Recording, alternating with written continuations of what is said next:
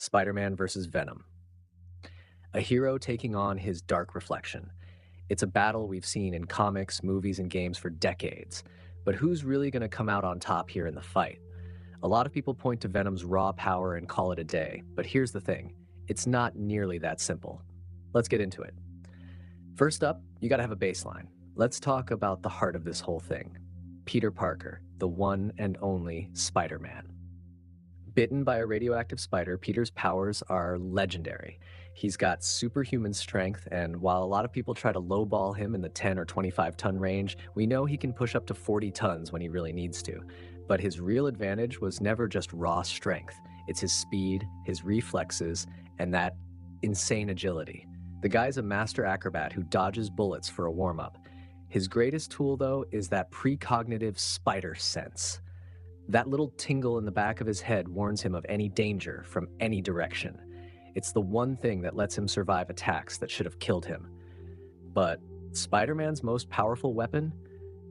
It's not a power at all. It's his genius-level intellect.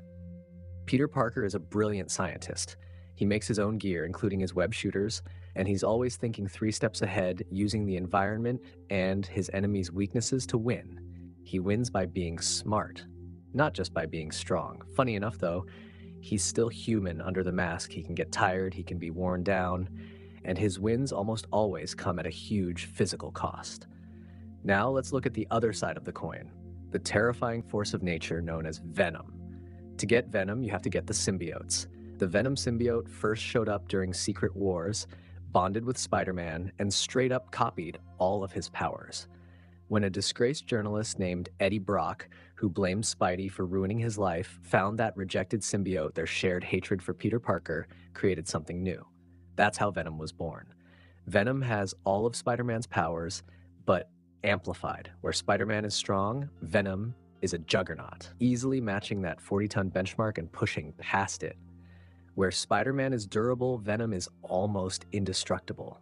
He's got a healing factor that's basically on Wolverine's level, letting him heal from stuff that would kill a normal person instantly.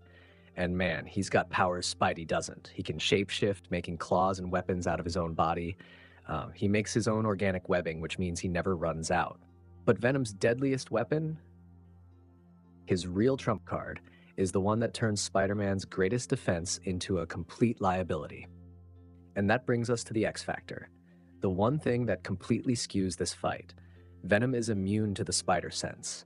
Because the symbiote was once bonded to Peter, his spider sense doesn't see it as a threat. It thinks the symbiote is part of him. This is a catastrophic disadvantage for Spider-Man. Venom can ambush him, strike from his blind spots, and land hits that Peter should have dodged. One of their first fights in the comics shows you just how scary this is. Peter's looking all over the city for him, finds nothing, and feels safe. Suddenly, Venom just smacks him out of the sky and says, "I've been following you for hours. You never thought to turn around." That psychological edge is insane. For the first time, Spider-Man has to fight an enemy he can't predict. On top of that, the symbiote knows Peter Parker is Spider-Man. It knows his friends, his family, all his fears.